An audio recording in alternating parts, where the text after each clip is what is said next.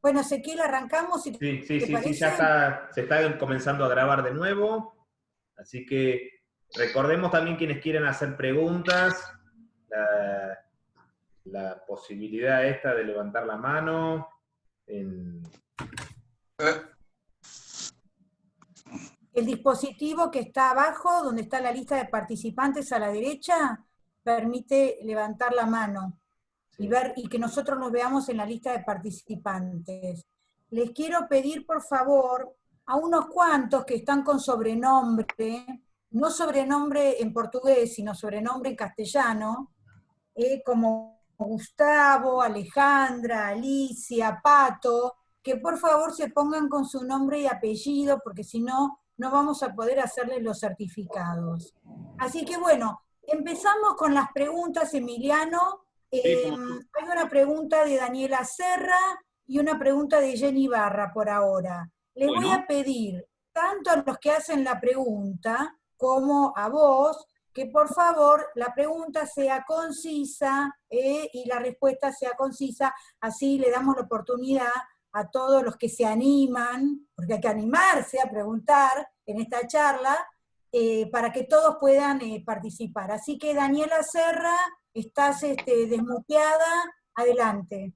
Bienvenida, me parece que es la Gracias. primera vez. Me parece que es la La primera vez segunda, que estás en el instituto, ¿no? la segunda vez. La Ah, vez bueno. anterior estuve con una charla hace unos días, también en el mes de julio, en una charla referida al derecho romano, porque yo vengo del derecho romano. Así que Bueno, es la muy segunda, pero bien. bueno, gracias por permitirme participar. Bueno, Al yo quería contrario. comentarle a Emiliano, con quien estuvimos en contacto recientemente vía mail, que me parece muy interesante y no es tan común, o por lo menos yo no lo he encontrado tan comúnmente, la ligación o la conexión entre los orígenes del derecho internacional público, ¿sí?, sobre todo los organismos de derechos internacionales, en el derecho antiguo y en especial en el derecho griego. Yo he trabajado el tema a nivel Ius Cogens, ¿sí?, encontrando esas similitudes, ¿no?, buscando en el Ius Gentium romano, y yéndome un poco más allá. La pregunta concreta es, ¿cómo verías al Ius Cogens trabajar en todo este esquema de derecho clásico griego, ¿no? No ya tan romano? ¿Cómo lo verías? Sí, por ahí no es tan el tema exactamente que vimos, pero bueno, es un tema que a mí me llama la atención. Mil gracias, Daniela. No sé, Viviana, si preferís que vaya contestando, sí, cada pregunta. Bien. Bueno, respecto del Ius Cogens, es una buena pregunta. Yo yo parto de la idea de que en general a veces es muy difícil trasladar conceptos contemporáneos, digamos, como Ius Cogens, a pensar en un contexto muy diferente, ¿no? A pesar de que es una expresión en latín, lo cierto es que el concepto de Ius Cogens, como digo, son normas imperativas del derecho internacional, aquellas normas que los estados establecen como parte de la comunidad internacional como normas que no son derogables, y esto recién aparece, digamos, en el ámbito del derecho internacional así establecido con la Convención de Viena sobre Derecho a los Tratados, que es de 1969. Entonces, hay muchos presupuestos para poder pensar hoy la idea del Ius Cogens. Normas que la propia comunidad establezca como inderogables. Por lo tanto, mi impresión es que para hablar de Ius Cogens necesitamos hablar del concepto de fuente moderna del derecho internacional, porque no hay normas imperativas si no hay una contraposición con las normas dispositivas, que son las que los estados pueden eventualmente dejar de lado. Dicho todo esto, como en el mundo antiguo no tenemos una manera de concebir las fuentes del derecho internacional como eventualmente lo podemos pensar hoy, porque hoy estas obligaciones o estos derechos aparecen en instrumentos que vemos, nosotros lo único que podemos hacer es trabajar con las fuentes epigráficas en las cuales nosotros confiamos, que son los tratados, básicamente, y los pocos tratados que han sobrevivido, de época clásica, poquísimos, de época helenística, un poquito más. No sabemos nada respecto de las costumbres, que eran prácticas, digamos, que eran obligatorias en términos de conciencia, que debía haber seguramente. Los nomoi son tanto las normas escritas como no escritas, pero no sabemos qué conceptualización había para clasificar esos nomoi en función de lo que las distintas poleis percibían como más derogable o menos derogable. Lo que tenemos más bien son usos retóricos de estos nomoi cuando no tenemos el texto del tratado, y por lo tanto claramente son referencias donde estas normas se manipulan, ¿no? Los atenienses alegando normas comunes para poder, de manera imperialista, digamos, conquistar a ciudades aliadas, los espartanos alegando nomoi koinoi, normas comunes para evitar ser responsabilizados por alguna incursión territorial. Es decir, no tenemos ejemplos, más allá de los pocos tratados que hay, respecto de cómo concebían la obligatoriedad de las normas, y mucho menos cómo clasificaban en más o menos derogables esos principios. Muchísimas gracias. Pero hay que seguir explorando, ¿no? Claramente. ¿No? Sí, por supuesto. Muchas gracias, Emiliano. Ahora hay una pregunta de Jenny Ibarra, de Chile. Jenny, bienvenida, ¿cómo te va? Adelante. Viviana, ¿me escuchas? Sí, sí. Escucha, Jenny. Vale. Hola, Emiliano, muchas gracias. Viviana, muchas gracias. Emiliano, te felicito, realmente una charla magnífica, me encantó, ¿ya? Hay muchas cosas que de repente me saltan mucho, algunas dudas respecto a que me gustaría saber, por ejemplo, al solucionar las controversias, ¿ya? Sobre todo con la diferencia, o había alguna diferencia entre las resoluciones que dictaban los jueces árbitros a otra clase de resolución, ¿se podían ejecutar fácilmente o no se ejecutaban de manera distinta? Esa es fundamentalmente mi pregunta, va a ser clara y concisa. Bien, muchas gracias. Bien. No, por favor. Bueno, de vuelta, estamos en el terreno de las hipótesis, porque no tenemos constataciones rigurosas respecto de esto. Quien ha trabajado más estos temas, que es una profesora alemana, que se llama Harter Uibopo, de hecho hizo su tesis sobre la Liga Aquea y sobre la solución de controversias en la Liga Aquea, ella sostiene dos cosas. Ella sostiene, por un lado, que estas jurisdicciones, digamos, de las confederaciones no eran obligatorias, y en ese caso no estamos tan lejos de las organizaciones internacionales actuales, en la medida en que, como todos saben, los tribunales internacionales hoy tienen siempre una base jurisdiccional voluntaria, es decir, la soberanía hace que los estados elijan ante qué tribunal someter una controversia o no. Por lo tanto, esto sigue dependiendo de la voluntariedad de las partes, y esto es lo que Harter sostiene. Y el otro punto es que hay una especie de imbricación entre lo jurídico y lo político en cada una de estas decisiones que eventualmente los árbitros tomaban. No sabemos ni el grado de enforcement, vamos a usar un término que a mí no me gusta, pero que es difícil de encontrar un equivalente, el grado de cumplimiento práctico, si ustedes quieren, de la posibilidad de hacer cumplir las resoluciones de los árbitros, no lo sabemos. También hay una enorme discusión respecto de si era posible someter de vuelta el caso ante un tribunal arbitral o árbitros designados cuando el laudo anterior no se cumplía. De hecho, acá, de vuelta, la doctrina está dividida en dos, con lo cual esto tampoco nos queda claro. Entonces, en definitiva, pareciera que, al igual que hoy, el grado de cumplimiento efectivo o la posibilidad de hacer cumplir no está prevista en el propio ordenamiento interpolis o internacional hoy, sino que más bien hay elementos del orden de lo político.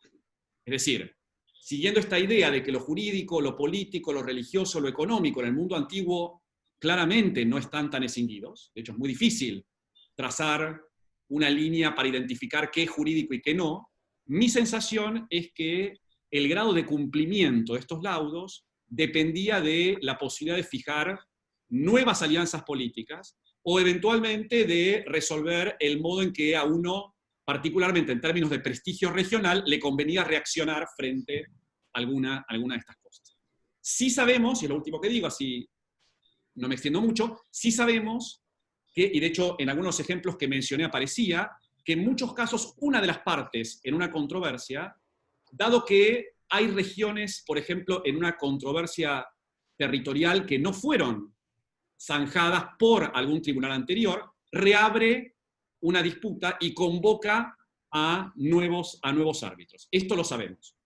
Ahora, ¿en qué medida estos árbitros eran provistos por las organizaciones internacionales como el Koinón o la Anfictionía, ¿O en qué medida directamente se acordaba entre las partes convocar a jueces extranjeros, que era una modalidad muy frecuente para solucionar las controversias? Tampoco lo sabemos. Tenemos ejemplos de uno y otro.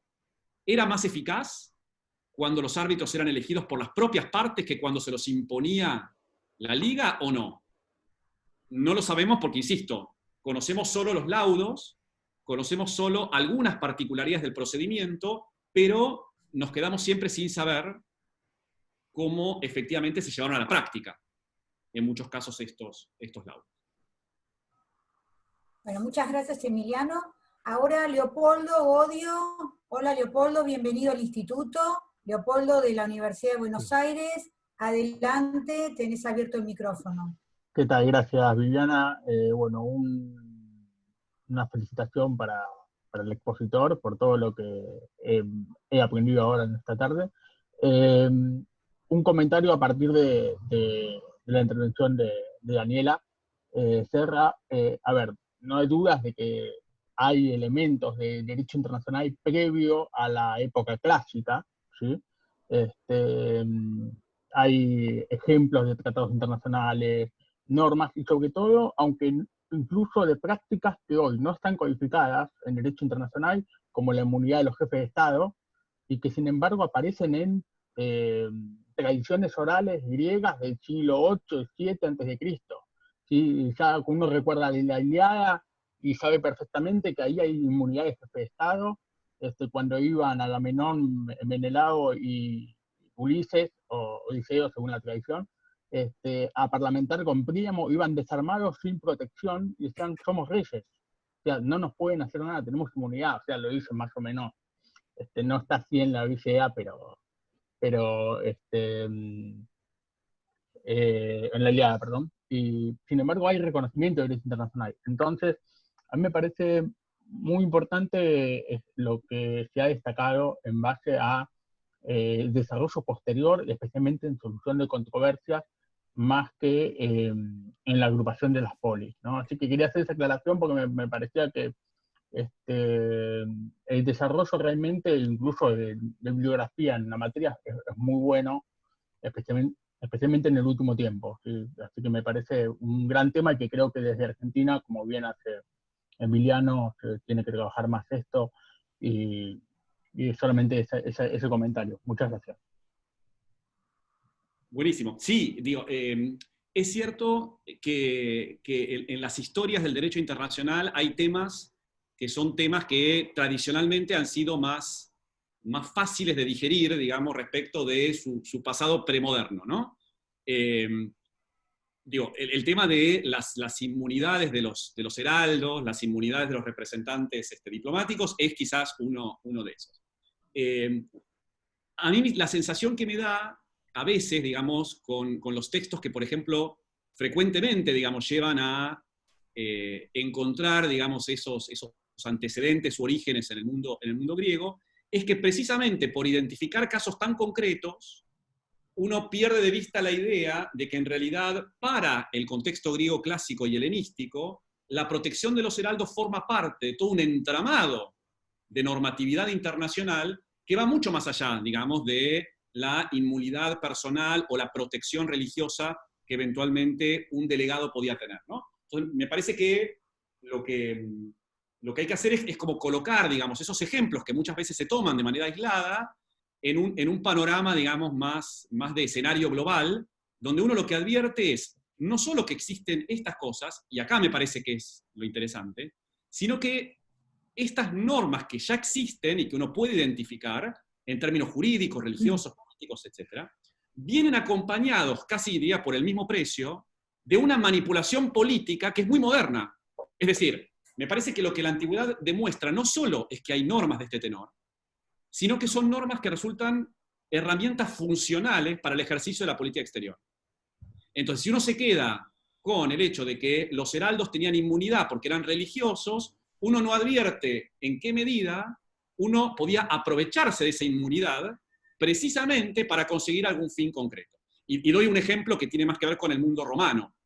Hay un caso famoso, digamos, de la guerra entre Roma e Iliria, donde lo que hacen los romanos precisamente es enviar embajadores a hablar con la reina Teuta, la reina de los ilirios, porque los ilirios eran conocidos en el mundo antiguo por la piratería, ¿no? Entonces, había piratas ilirios que saqueaban barcos romanos. Entonces, ¿qué hace Roma? Envía un grupo de embajadores, incluyendo un embajador muy joven, que, precisamente por ser muy joven, era un poco soberbio.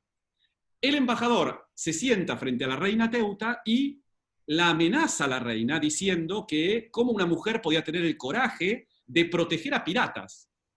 Primera cuestión interesante, primera respuesta de Teuta, muy buena para el derecho internacional. Teuta dice, yo no puedo hacer nada porque son privados, ¿no? Lo cual viene muy bien para pensar la responsabilidad internacional del Estado cuando son agentes individuales. Digo, es una especie de embajada en Teherán, la embajada de Estados Unidos en Teherán. Digo, son particulares, yo no tengo nada que ver, con lo cual no es mi función responder por actos que hacen, digamos, piratas que no son agentes oficiales del Estado. Y en segundo lugar, después de que este muchacho, digamos, embajador delegado romano, la increpa y vuelven a los barcos romanos, ¿qué hace Teuta? Indignada porque un romano, digamos, puso en cuestión su autoridad, lo manda a matar. Ahora, lo interesante del pasaje es que finalmente esto sirve para que Roma inmediatamente, alegando que los ilirios habían cometido un crimen contra el ius gentium, contra el derecho de gentes, lanzan una campaña militar, porque esa guerra es una guerra justa, en la medida en que responde a una ofensa recibida contra un enviado. Ahora, ya los propios autores antiguos dan cuenta de que esto es una manipulación de la protección de los embajadores. Digo, se manda precisamente una embajada a los efectos de luego establecer una suerte de legitimación para un conflicto armado posterior.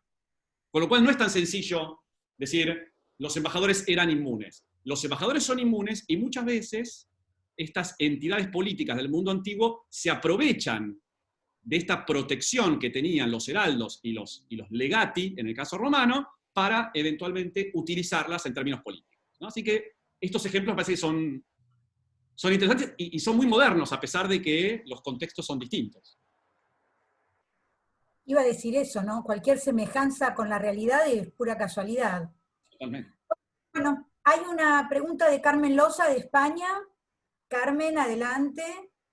Buenas tardes. Quería comenzar mi intervención felicitando al doctor Buis por una magnífica conferencia y sobre todo por un cuidado exquisito en no caer en el anacronismo. Es decir, a mí me parece muy importante empezar hablando del debate historiográfico que tenemos y que tenemos que tener muy presente porque nuestro sistema jurídico es un sistema que viene exactamente del siglo XIX y de la dogmática jurídica y es muy difícil transponer términos. Entonces me parece que el doctor Buis lo ha hecho muy bien y me parece que esos elementos que él ve como unos, bueno, no sé si llamar antecedentes o elementos que luego nuestra tradición ha reordenado, pues permiten explicar muy bien relaciones internacionales con digamos, con una perspectiva anterior a lo que es nuestra configuración del sistema jurídico. Entonces eso me parece interesantísimo,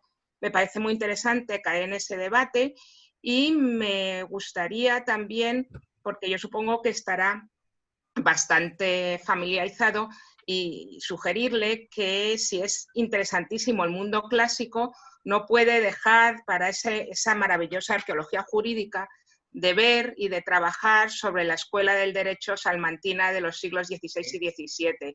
Eso yo creo que todavía puede darle ese toque porque puede conectar perfectamente la reinterpretación del mundo griego que se hace por el cristianismo y cómo se reinterpreta a su vez en las relaciones internacionales. Entonces, realmente quiero terminar mi intervención pues dándole la enhorabuena y bueno, entiendo que ha abierto una perspectiva muy interesante y sobre todo felicitarle por el rigor de no caer en esos anacronismos tan fácilmente que están muy cerca de nosotros, sobre todo pues en cuestiones de términos actuales que tienen que ver, pero no tanto como nos parece a nosotros en el derecho internacional público. Realmente, más que una pregunta, es una felicitación encendida de cómo ha trabajado el tema. Gracias. No, muchas gracias. Bueno, muchas gracias, Carmen. Sí, uno cuando trabaja, digamos, este tipo de fuentes antiguas, uno necesariamente, digamos, tiene que tener mucho cuidado con las fuentes, quiero decir, aquello de donde eventualmente pueden surgir nuestros conocimientos sobre estas cosas, y por supuesto esto presupone de base un análisis filológico, es decir, un trabajo que me parece que para un historiador del derecho es inescindible, ¿no? Es decir, ir precisamente a los documentos que tenemos, por muy escasos que sean, y efectivamente ver de qué manera se va construyendo ahí toda una especie de vocabulario, digamos, que tenía precisamente una significación particular. Hay todo un debate si podemos hablar de algún tipo de vocabulario técnico o semitécnico de estas disciplinas en la antigüedad, pero sí, uno se trata de manejar dentro de la lógica filológica con la menor propensión, digamos, al anacronismo. A veces es muy difícil. Nosotros, los que nos dedicamos al mundo griego antiguo, conocemos un trabajo de Nicole Loraux, una historiadora francesa de la Escuela de París, que precisamente hizo toda una defensa del anacronismo controlado, porque en definitiva es lo que hacemos, ¿no? Es decir, uno va hacia los textos con cierta base cultural, que es lo que nos rodea, con ciertos conocimientos predeterminados, y uno cuando llega a esas fuentes, digamos, antiguas, uno tiene que desandarse de todos esos preconceptos, prejuicios, prenociones, para ver qué nos dicen las fuentes, ¿no? Entonces, uno hace preguntas desde la actualidad, pero uno necesita encontrar las respuestas en las propias fuentes clásicas. Y sí, la escolástica española, y diría que la escuela de Salamanca, digamos, del siglo XVI-XVII, es, yo creo, para muchos, el origen moderno de muchas de estas interpretaciones de lo que hoy llamamos derecho internacional, y el modo, digamos, en que abrevan tanto Vittoria como Suárez en las fuentes clásicas, me parece que es inescindible. Incluso el padre del derecho internacional, Hugo Grocio, desde su naturalismo, digamos, sus obras están plagadas de referencias, más que nada a autores romanos, ¿no? Sí. Pero bueno, también hay algún tipo de pensamiento griego que uno puede rescatar, ¿no? Así que claramente en los primeros pensadores modernos, esto está ahí. Muy valioso el comentario de Carmen y tu comentario también en estos momentos en los que hay que pensar y defender las ideas desde esa perspectiva, ¿no? El tema del anacronismo nunca hay que perderlo de vista, sobre todo en tiempos como los actuales, ¿no? No sé si hay alguna pregunta más. Yo no veo nada, no sé si Ezequiel, vos estás viendo a alguien que está... perdón, sí, ahí veo. Alfredo Flores de Brasil, de la Universidad de Río Grande do Sul. Alfredo, ¿cómo te va? Adelante. Buenas tardes, ¿me escuchan? Sí, Alfredo, ¿cómo sí, estás? Un gran placer escuchar al doctor Buis y compartir y coincidir con los demás que hicieron los comentarios y preguntas de la excelencia de la presentación que hizo el doctor Buis, y también un poco dentro de la misma línea de que hablaron de intentar comprender ese tema del anacronismo, ¿no?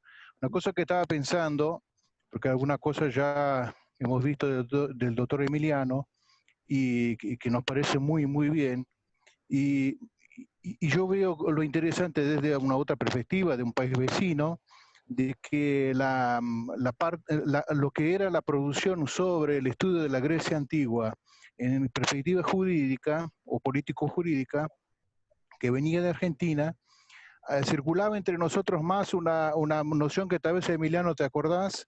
Sería del trabajo de Orlandi, ¿no? En el sentido de que no sé si eso representaría tal vez, bueno, yo pienso porque la distribución de los libros de Orlandi salían por Astrea, era algo que circulaba bien, llegaba hasta Brasil, por ejemplo, y yo me pregunto, dentro de un punto de vista metodológico, que una cosa hasta que, se te acordás, fue el último mail que te envié, una pregunta, ¿en qué medida esa visión jurídica no está tan clara, ¿no?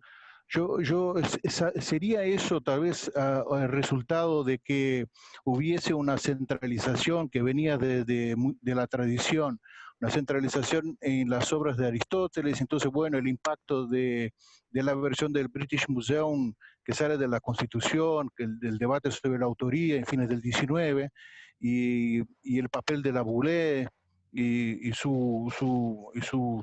lo que se decía de los embajadores, es decir, esa visión que ya había, yo pienso, sería una visión jurídica, pero no, que no llega o está involucrada tal vez en el punto de vista de aquella época, ¿no? Que de alguna manera son los nacionalismos y luego la Liga de Naciones y luego la ONU, y eso parece que está por detrás, y a pesar de tenemos juristas trabajando, no consiguen percibir lo que estás hablando ahora, ¿no? Entonces, ¿cuál fue, si hubo, mismo dentro de Argentina, gente que hablaba de esa perspectiva jurídica, que dialogaba con la filología, con el modelo de la filología alemana?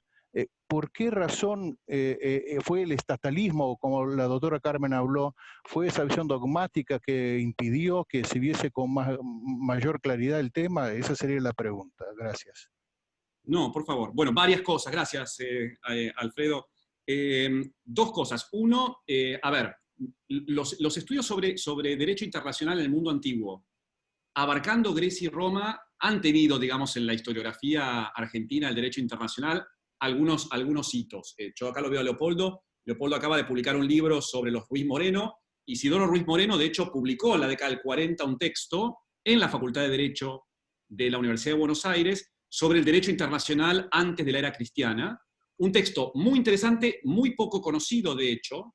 Yo he descubierto en la biblioteca de la facultad cajas cerradas con libros no abiertos, con lo cual, evidentemente, la circulación del texto fue escasa. Pero sí hubo algún pensamiento desde la disciplina del derecho internacional que intentara superar, digamos, las historias modernas tradicionales. Esto por un lado, por lo cual hay algún pensamiento histórico en las líneas, digamos, de internacionalistas, académicos internacionalistas de la Argentina.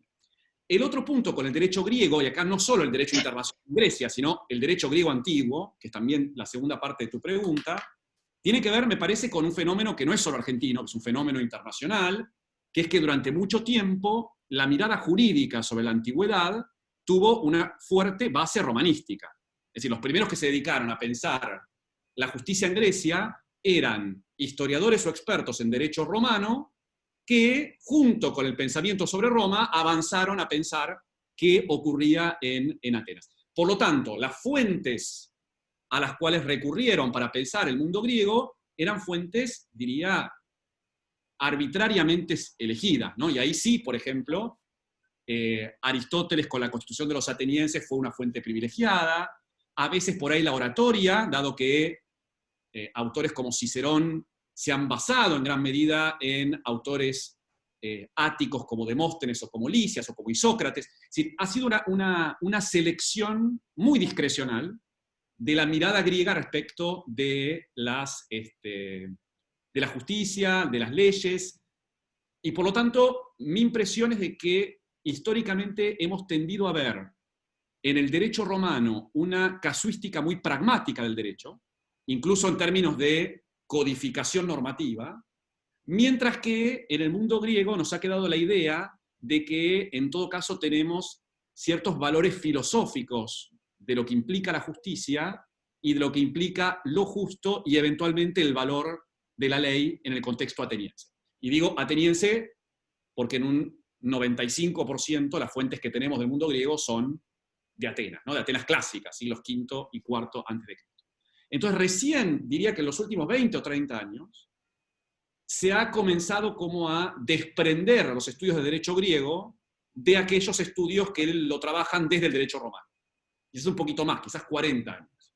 Y entonces ahora sí, y esta es mi opinión, el derecho ateniense nos muestra algo que me parece a mí que el derecho romano nos muestra en menor medida, que es la importancia para un historiador del derecho de ver un orden jurídico en un contexto fáctico muy diferente de nuestra realidad social. Porque el derecho romano, tal como lo enseñamos nosotros, es tan amplio es tan extenso que derecho romano abarca desde Plauto hasta quizás la pandectística alemana, ¿no? Si nos descuidamos. Es decir, hay siglos y siglos de un sistema jurídico romanista que sigue estando vigente hoy.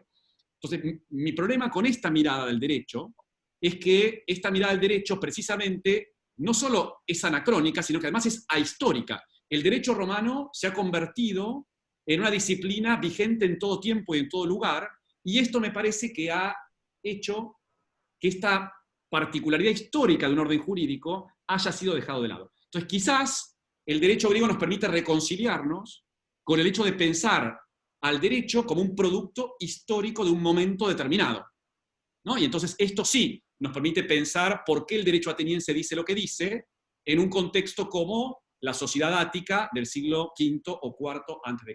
Y me parece que ahí hay un desafío, ¿no? Un desafío más para historiadores del derecho que para romanistas, ¿no? Si uno puede o pudiera eventualmente hacer esa distinción.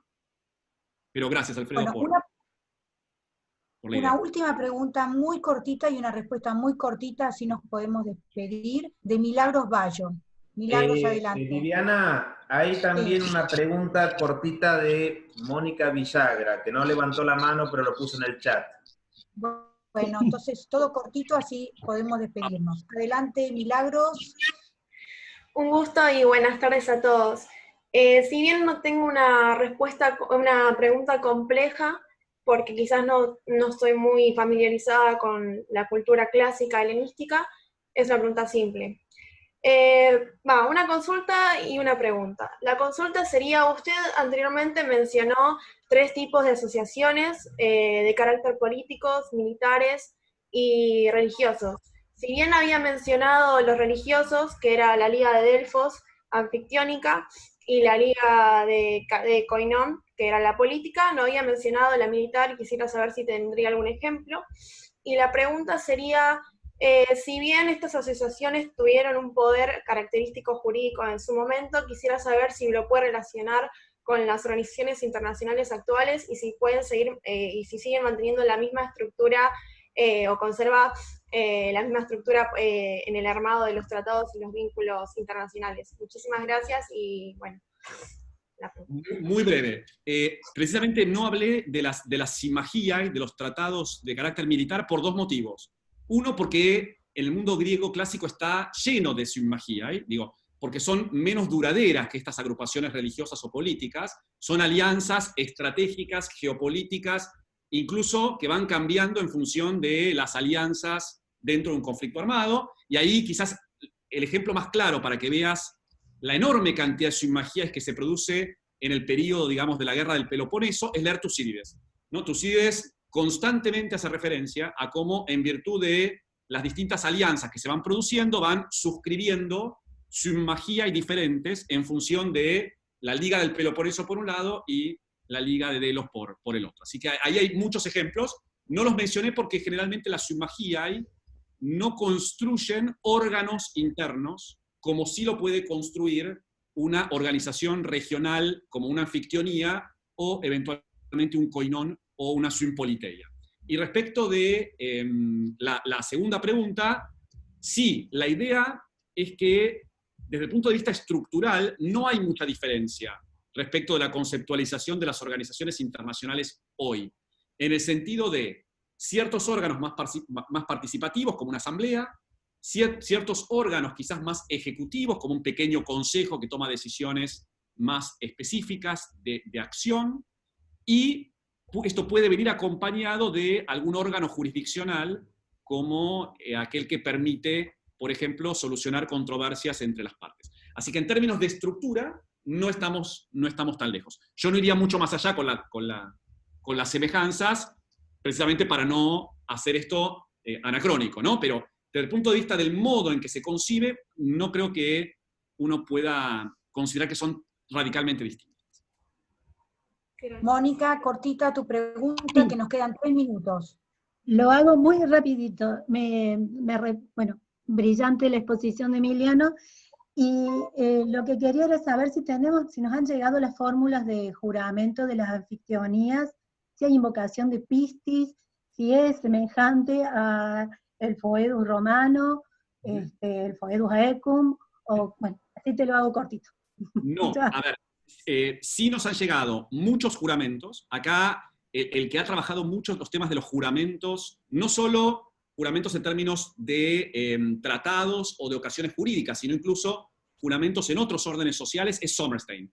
Sommerstein ha tenido un proyecto enorme sobre la idea de jorcos, de juramento en el mundo griego, y él recopila todas las experiencias de juramentos que tenemos.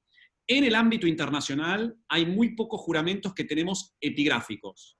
La mayoría, como el que yo mostré, son juramentos reproducidos en fuentes, si ustedes quieren, secundarias, fuentes historiográficas que relatan cómo apareció algún juramento, digamos, en algún momento histórico.